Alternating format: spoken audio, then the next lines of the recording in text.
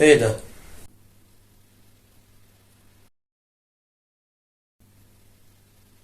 ده عصفور يا بابا. اه، عصفور. ايه ده؟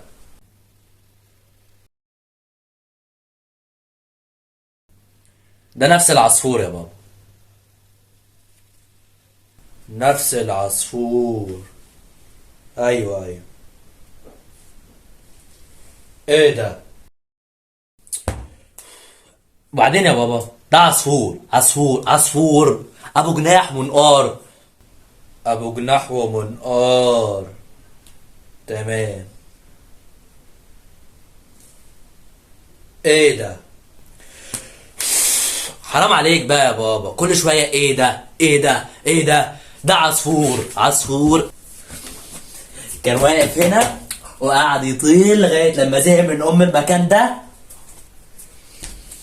وراح المكان ده، وزهق من المكان ده، وراح المكان ده، وبعدين راح المكان ده، وبعدين راح المكان ده.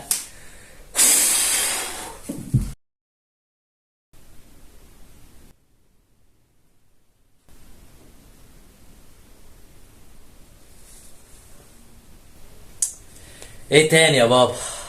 عايز ايه؟ تعبتني. ايه ده؟ يا باي، انت مش بتفهم؟ انت مش حاسس بنفسك؟ طيب اعمل لك ايه علشان تفهم؟ انت زهقتني زهقتني.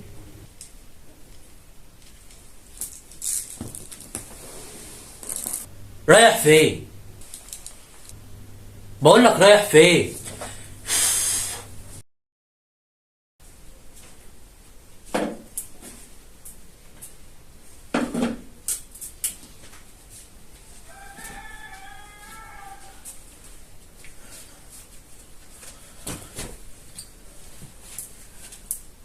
اقرا.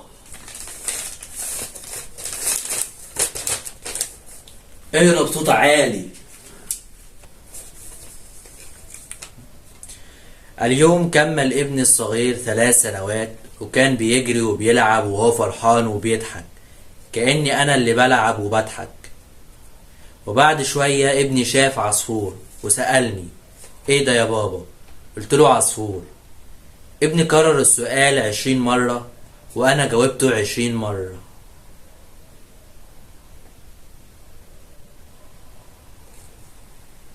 ابني كرر السؤال 20 مرة،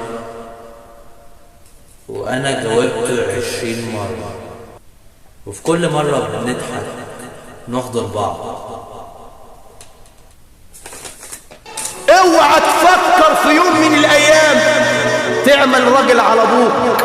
ليه؟ لان ابوك، لان هو سندك. والله العظيم تمشي باسمه كده بالناس وانت رافع راسك، تشوف حذاء ابوك، سامحني في اللفظ يعني، تشوف شبشب ابوك قدام البيت، تحس انك ليك ظهر بعد ربنا سبحانه وتعالى وجل في علاه، تحس انك ليك سند. يا عم من الاخر كده، عاوز تكون اسعد الناس، مالكش بركه لامك وابوك. عاوز ربنا يكرمك ويوسع عليك، خليك شغال خدام تحت رجل امك وابوك علشان يرضوا عنك، لانه هم وصيه ربنا.